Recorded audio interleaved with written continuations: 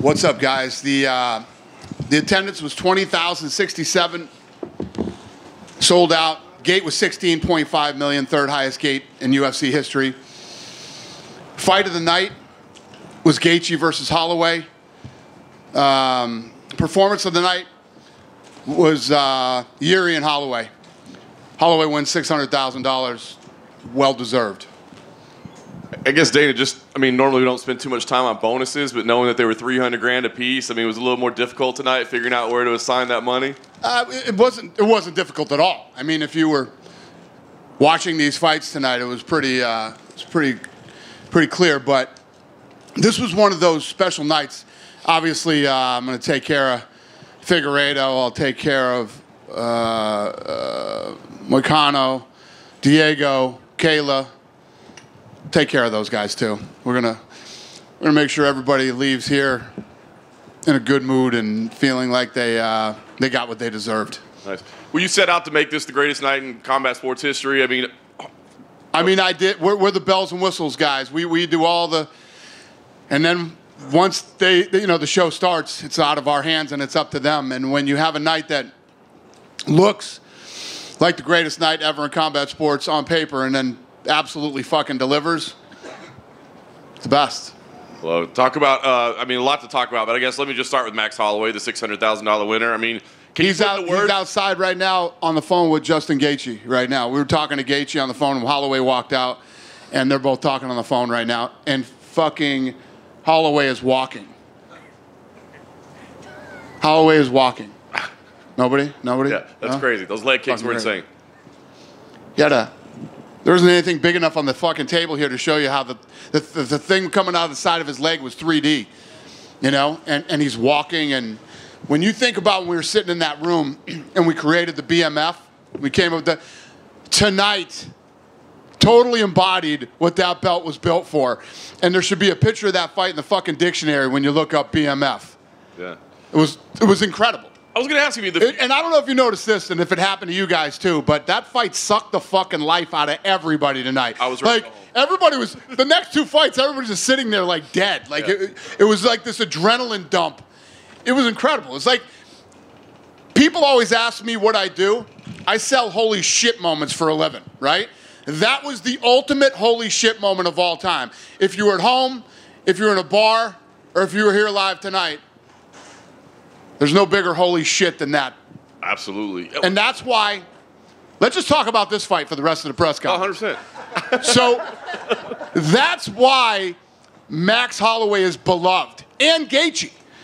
Max, how many times have you seen a fight where the guy wins, he's winning, they click the 10-second thing and the guy puts his hands up and they just run around, move around? He's got the fight won, and he's in there with one of the most dangerous fucking fighters in the business, right? And he says, let's do this. And they both fucking oblige, and they go in and just start. 1 second left, and a knockout like that. That's like movie shit. It's one of the greatest moments in UFC history. It's the fight of the year. If something beats that fight of the year, holy shit. I don't want to see the two guys that are involved in that fight at the end of the fight. I love it. Well, you talked about the BMF title, right? In the beginning, it was one and done, and people always did a gimmick or whatever. But like you said, what we saw out there tonight was insane. Does this change your perception of the I BMF never said title? It was a gimmick. I fucking did it. Right? I didn't say it was a gimmick. I don't give a shit what anybody else says. Yeah. Fuck you. Tonight, that's what the fucking BMF is all about, and I'm glad we did that belt. And yeah. So Max is calling for here to stay. A featherweight title, a lightweight title. You'd probably take them both in the same night. What do you do with Max Holloway now? The guy is just an unbelievable star. Yeah, I don't know. We'll put something good together for him. And I agree with you. He was a star coming in here, and he took himself to an entirely different level after tonight, man. Tonight was a career-defining moment for a guy who has already accomplished so many great things, One of the greatest featherweights of all time, and if not the greatest, and what he did tonight. Right. Like you said. He's always talking about how he's got the best hands in the UFC, and then he does what he does tonight. So, yeah. Fucking awesome, man. I can't say enough good things about both of those guys and that fight. It would be easy to talk about only that. Last thing I'll ask, I just want to ask you about Alex Mejia in the main event. A pretty good accomplishment there as well, you know, defending that belt. What do you think about his performance? And he reveals, hey, man, Brazil would be nice. Heavyweight would be nice. So what do you think of his performance, and what do you think of where he goes? Because he's becoming a huge star, too. Yeah, he looked awesome. Because I have a lot of respect for Jamal, too. And let me tell you what, Jamal didn't come in here, you know, thinking Jamal came to win, thought he was going to win. And the other thing, I don't know if you guys don't know this yet, but I'll tell you, I just found out when I went up in the octagon because I saw him messing around with his foot. He broke his toe 2 weeks ago. And he fought tonight with a broken toe. I thought he broke his toe in the fight, and his team's like, no, he broke his fight 2 weeks ago. And he's like, yeah, I ain't losing this opportunity for a fucking pinky toe. That's what he said. So props to him for that too. And yes, he's a big star. And I mean, do you entertain heavyweight? Incredible for Brazil. Don't lie. Don't any of you fucking guys lie to me. Who thought Max was going to win tonight? Raise your hand. All right. Yeah. I wrote it. So when you think about him moving up to heavyweight, you know, you got Jones, you got Aspinall, and the list goes on in that heavyweight division. Heavyweight division is nasty. I don't know if that's the right move for him. He looked damn good tonight in the division he's in, so I think you might want to stick around there for a minute. But I don't know. These are all things that we'll talk about for the next 15 Tuesdays. You know what I mean? So we'll get it figured out. Dana, you posted the finish to Max and Justin on your social media. So obviously that's a pay-per-view finish that you let people see for free. Do you do that just because you're so excited and you want to share it, or because you think this can make Max into a massive star just using a separate... How do you not post that? I mean that needs to be shared. We posted it. ESPN posted it. We all posted it. Yeah. You probably all posted it too. If you didn't, fucking post it. It's officially permission. In the co-main event... I'm getting notes. This has never happened before. Do you want to read them? June 1st, Newark, New Jersey pay-per-view. Main event, Islam versus Poirier. Let's go. Co-main event, 5 rounds. Strickland versus Costa. That's a big one. June 29th. Conor versus Chandler. 5 rounds, 170 pounds. Who's got the next question? I'll take it. Dana, thank you for just dropping that little nugget on us. The Conor Chandler fight, obviously a fight that's been in the works for ages. I know you've been working on it for ages. What finally got it across the line, and how exciting is it to finally get Conor back in the octagon? Well, it's not that we've been working on it for ages. You know, there's all kinds of things that go on behind the scenes. You know, it's all about timing. Chandler's been ready, but Conor hasn't been ready. Conor, we talked about this at one of the press conferences recently. He had a lot of obligations that he had to deal with. What you don't want him doing is accepting a fight when he's got a ton of obligations and he can't train 100% for a fight. So here we are tonight. Obviously, he suffered that traumatic leg injury in his last fight, and he has said that when he comes back, it'll be the greatest comeback in sporting history. If he was to come back and win that fight, would it be one of the best comebacks, considering the injury he suffered? Well, I think when you look at that injury, it's happened in UFC. We just saw Chris Weidman come back. Anderson came back from it. You've seen it in football. It's probably one of the nastiest injuries that you could possibly get, you know. For some reason, you know, you see guys with broken arms all the time and stuff like that happens. It's hard for us as humans to wrap our brain around that bone breaking. That's just it's a nasty injury. And it's a rough recovery, too. It's a really rough recovery. I mean, any of you guys that saw, who's the football guy that did it? Rogers. Huh? Rogers. Bunch of football fans in here, huh? Whatever his fucking name is. Anyway, if you saw the piece that they did on him trying to recover from that injury, it's pretty nasty. Alex Smith. Huh? Yeah, that was it, right? Alex Smith. Alex Smith. Yeah. Okay. Whoever, it was fucking nasty. Yeah, go ahead, sir. Here in the back. Want to talk to you about one of the most savage moments I've ever witnessed in my life. That moment where Pereira just moves Herb Dean away without even looking at him. He didn't even take his eyes off Jamal Hill. What did you think about that insane moment? And 10 seconds later, knocking him out, of course. Oh, yeah. Oh, yeah. I see what you're saying. I thought you were talking about what he did after he knocked him out. Yeah. So, well, you left the part out. He got hit in the groin. He tried to stay. He's like, and then knocks him out. Yeah, I agree with you, sir. That was incredibly gangster. Congratulations on an absolutely amazing event. Thank you. I appreciate it. Dana White back here. Yes. So as a fan, in a fan perspective, what meant most to you, and what did you like most? UFC 100, 200, or 300? 300's tough to top. You know what I mean? Obviously, hitting 100 was Lorenzo and I in the old days, we used to do 5 shows a year, right? I remember. So when you think about, we always knew we wanted to do more events.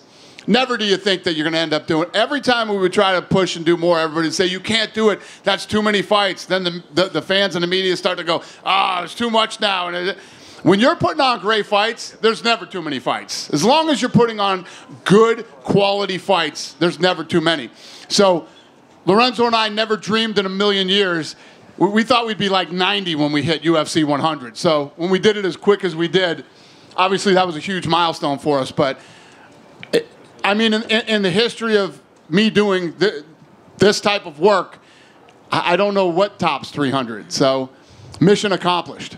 And from a promoter standpoint, do you ever just take a look back and say, okay, when I first became the president of the company, when we first purchased the company, did you ever fathom that you would get to 300 events? I mean, and did you ever give yourself your own flowers for what you have accomplished and what you have done for the sport? I mean, every single major promotion fell by the wayside, especially the ones that were bigger at the time, maybe Pride. But, do you ever give yourself your flowers and give yourself a pat on the back for what you have done for the sport and just take a look back? And I say this all the time. I have no rearview mirrors in life. I just keep looking forward, and I'm always thinking about how much bigger it can be and what else we need to do. And I don't ever think about that stuff. Obviously, I'm very happy with what we've accomplished, and me and my team.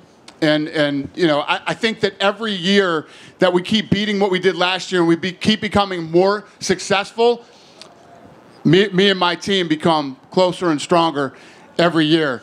And that's a very scary thing. And one more question from me. Mark Coleman, obviously with the BMF title, he's now a hero in not just wrestling and the MMA community, but hero across the world. He's a superhero. I love him. So do you plan on continuing the relationship with him, especially because what he have done for the sport and part of that generation to help build the sport to what it is today? Nah, not that he just did what he did. I'm going to fucking kick him to the curb and never talk to him again. Nah, I'm done with Mark Coleman. Of course I'm going to have a great relationship with Mark Coleman. He's one of the nicest guys in the world. He's a legend in the sport. He just saved his parents from a burning building and went back in and tried to get the dog, and could have died. Mark's been through a lot of things in his life. He's battled some demons, and he won, or he's winning, I should say, right now. I don't know if you ever win battling demons, but he's winning. And I think he's got a great relationship with his kids, and he's in a good place, man. So I'm happy for him. It was an honor to honor him tonight. Awesome. Dana, just down to your right. Thank you. Dana? Yep. I believe you said after the power slam.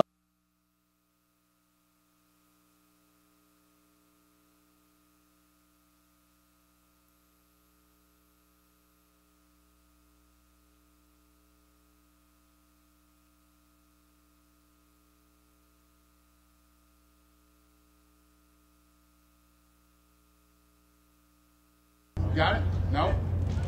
It's over? No? 1 second? Okay. I'm getting hand signals from the back.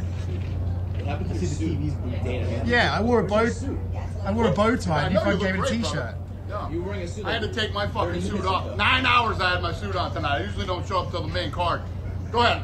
I'll try to hear you. Then you said after the Power Slap event the other night you didn't actually have a deal with Conor. So what was the conversation like, I'm guessing today, about the deal? The mic goes out as soon as I get a power slap fucking question? Come on.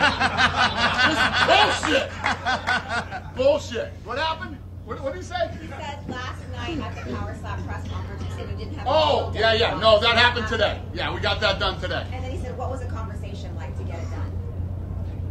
It's never hard with Connor. It's never hard with Connor. Connor's, I say it all the time. Connor's been a great partner. He's easy to deal with, and we're back. Yeah, Connor's always been easy to deal with. He's a smart dude, and Connor is a die-hard UFC guy and will be till he retires and beyond. I believe Ian Gary said him and Colby have agreed to fight. Would that be a good fight for that Conor McGregor card? I don't know. We'll figure that out on many Tuesdays over the next several weeks. That's all the fights that I have for you now, the ones that I just announced. And just wondering if you saw Amanda Nunes' reaction to I did. I like it. I thought she retired too soon anyway. I like that she's intrigued by this fight. I love it. And I love Amanda. Amanda and I have an incredible relationship, and I think she's the GOAT in all combat sports, female. So if Kayla can get in there and win a title, it would absolutely be fun to see her come back and try to grab it again. Thank you. Thank you. Right there. Dana, right kind of going off of that, what did you make of Kayla's performance? And on the flip side, what do you do with Holly after this performance? Yeah, she let me tell you what. So going in against a legend like Holly, right, who's got tons of time in the octagon, and I don't care what level Kayla Harrison has competed at, I guarantee you she had some serious jitters tonight. And she came in there, she performed, and she literally put it to an absolute legend in all of combat sports. So obviously a big night for her and a big win. And I would love to see Holly retire. Cyborg also tweeted that she wants the winner of Amanda. And yeah. In the co-main event, did you see Yan Xiaonan? Looked like she got choked out at the end of the first round, and then she still got up. And she definitely did. Yeah, I mean, she was. I mean, another gangster fight. Those two. The problem for those two was the fight that was before it. Those guys both fought a great fight tonight, and she was choked out, but she stood up and she walked back to her corner, and yeah. And what did you make of Jalen's walk-off KO? I know, man. He's going to regret that one for the next few weeks. Beautiful shot. Should have jumped on him and finished him. And, yeah, I feel sorry for the kid. And then Diego Lopes wants to fight June 29th against Movzar, and then he wants to fight in the Sphere against someone like Ilya or Bryan or someone like that. I love it. I love it. We'll see what happens. Listen, how badass is that kid? How fun and exciting is he? That kid's going to be an absolute superstar. So, listen, when guys say, hey, I want to fight here, there, and everywhere, I love that shit. So I'm looking forward to it. Dana, any update going back to Canada at all? Canadian fans are wondering. Not right here off the top of my head. I can't think of any. No. Yes. Yeah. We will, but no. Not right here, right now, off the top of my head. Dana, yeah. I know you talked about UFC Hawaii for a long time. You said it's kind of impossible, but I know that you're looking to go to Hawaii for Power Slap. But yep. With Max Holloway being such a legend, like, do you feel like you have to bring him to Hawaii? Let me ask you a question. I have how many employees do we have now? 550. You think all 550 of my employees don't want to go to fucking Hawaii and do a fight? Believe me, we do. I want to go to Hawaii. Hawaii has been good to this company and to this sport for a very long time. Max Holloway is an I mean, we're talking tonight. The kid went to a whole nother level tonight, and he was already a superstar. They don't have the infrastructure for a fight over there. We can't do it. Even if it's just like a little fight night, a cramped little Apex event like in Hawaii, like, wouldn't the atmosphere just be off the wall for Max Holloway? Yeah, but there's more to it than that. There's more to it than just going and doing a little. You're not going to go to Hawaii and do an Apex fight night. You know what I mean? Bellator. Might as well fucking stay here and let them fly over here, and it doesn't make sense. I got it. What were you going to say? I was going to say Bellator has had Hawaii events. Bellator could put on a fucking fight in the parking lot. Dude, I can't even believe you just said that. PF Bellator could. You know PF Bellator was here on Friday. Did anybody know that? You're the media guys. I didn't know till fucking Friday. They were selling tickets, buy two, get two free. I'm not busting on them. That's a fucking fact. They put out a memo, buy 2, get 2 free. You're having a bad fucking week if those are the memos you're putting out. Hey, Dana. There were more people in my fucking green room tonight than there were at the fight. Finally, Bo Nickel, what do you think of his performance? Incredible. Looked great. The thing you got to understand about that kid, he's 5-0. Fought a guy with 15 fights, and he went out there. He was a fucking 2001 favorite and looked like it. You know what I mean? He's got a lot of pressure on him right now. He's got, all these expectations, and I think that some of the people feel like he's getting, this preferential treatment. No, the kid, we believe in the kid. We think that he's going to be a stud, and we think he's going to be a star. So he's handling this pressure really, really well. You know what I mean?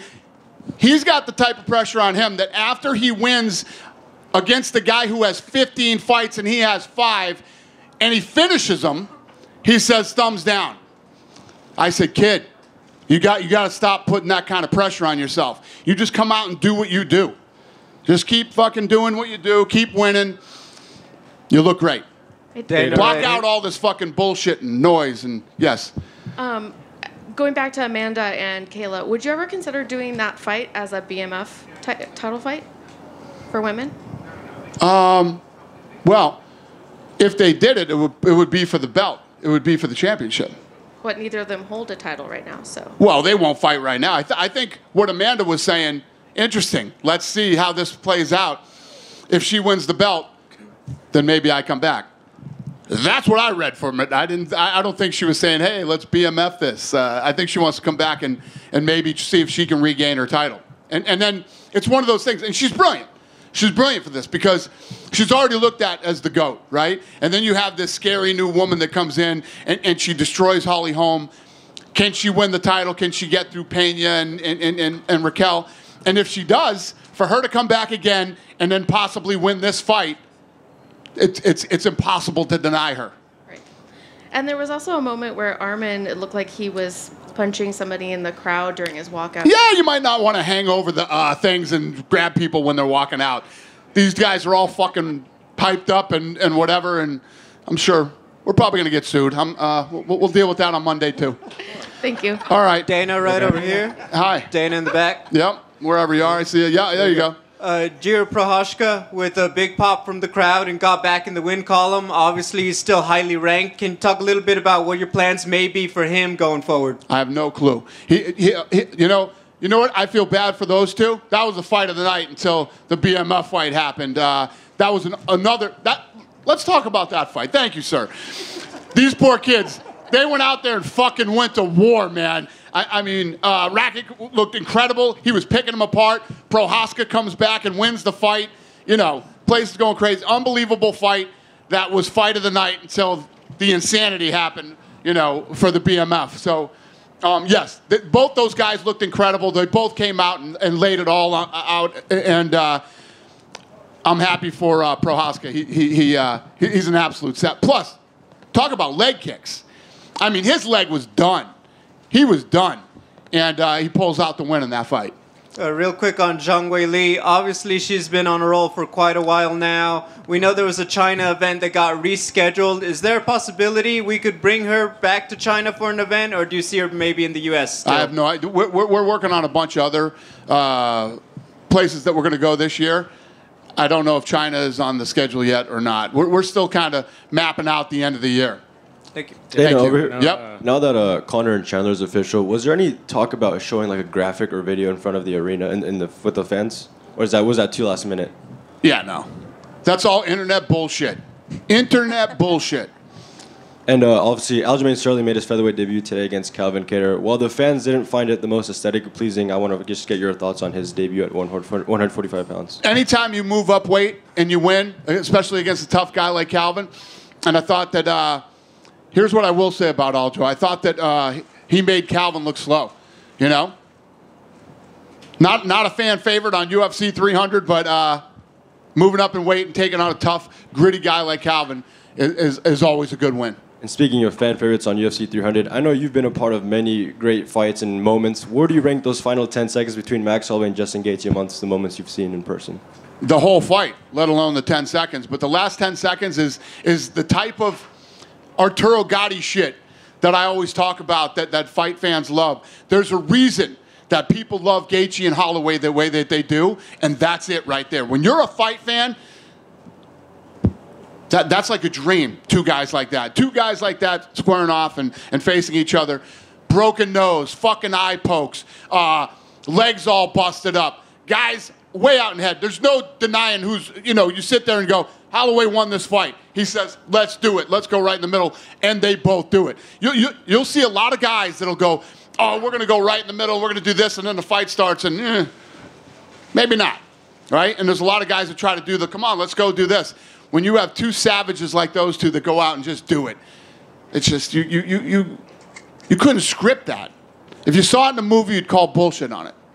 Last one for me. I see you're wearing the UFC PI Mexico shirt. They just announced the UFC Academy over there with 19 athletes from Mexico and Latin America representing. So how big is that for the next step of continued growth in MMA out there in Mexico and Latin America? Yeah, it went really well down there. The combine that they did, and basically the team that worked down there in the combine came back and told me, holy shit, wait till you see what's going to happen down here in the next couple of years, which I already knew. Yeah, it's incredible. I'm really looking forward to the future with Mexico. Dana, Thank you. You talk a little bit about that last 10 seconds with Justin and Max. We saw a little bit of that with Jim Miller and Bobby Green, and Jim Miller obviously didn't get it done tonight, but this historic streak of 100, 200, 300, how impressive is his longevity and what he did tonight? Yeah, great point. Great point. And again, two more warriors that went out tonight and just went for it. And yeah, he was on a bad receiving end of that Bobby Green fight. I just saw a picture of him in the hospital right now. His face is not good. Yeah, there's going to be some people that are sore over the next couple of weeks, man. Everybody showed up tonight. And I talked to Islam Makhachev a few weeks ago, and he was very adamant. He just wanted to fight June 1st. He didn't care who. Did you have the Poirier fight done coming into tonight, or was there a possibility if one of these lightweight fights went smooth and those guys wanted to turn around, were they in the running? There were a couple other options, yeah. We were looking at other people, too. Okay. And I appreciate you dropping PFL Tour. I actually coined that one. So. Yeah, thank you. Dana, to your right. Yeah. The pacing of all the way over to your... Hi. Hey there. The pacing of the show was a little bit different tonight, and I suspect it's because you had an enormous level of advertisers that were being crammed into the broadcast. Can you compare maybe 200 to where you are now and how different it is? How did you feel the pacing was different than a regular show? It felt a little bit slower. Really? Felt a little bit slower, both in the... I had them. Have you ever been to a boxing event, ma'am? Listen. There's fucking 45 minutes to an hour between fights. The walk-in is an hour and 15 minutes. The list goes on and on. I thought that the pace of the show tonight was just like any other night. Obviously, we have advertisements and commitments that we have, but we keep a pretty fast pace when we do fights. But in retrospect, how do you feel about the difference between, let's say, 200 and 300, and how much easier it is to be in the marketplace as UFC, as a combat sports operation, and having those kind of partnerships? I mean, it hasn't been that long ago where you couldn't even go to New York City. No, you're right. And it took, when I was talking about Power Slap has been around for 14 months. They have more sponsors than UFC did in 7 years. So obviously, the early days of building this company and the sport are a lot different than today. I mean, and that's one of the biggest pieces of growth for the company has been sponsorship. It's massive and continues to grow.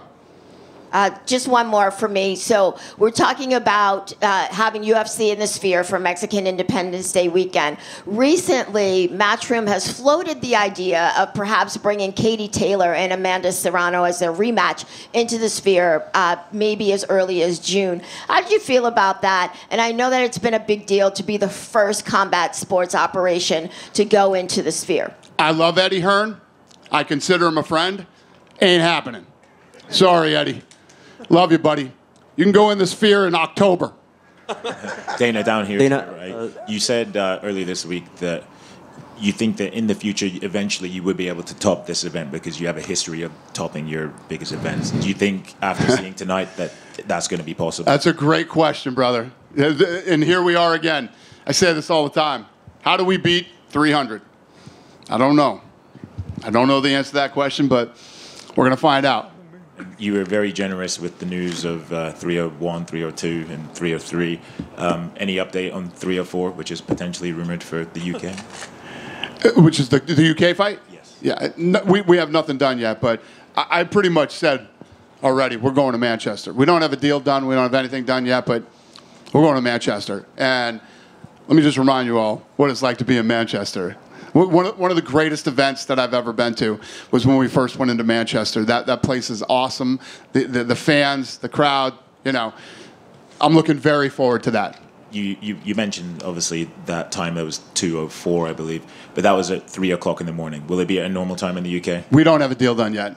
I don't know anything yet. All right, thank you. Thank you. Dana, currently, Weili and Yan's fight attract over 30 billion views social media back in China.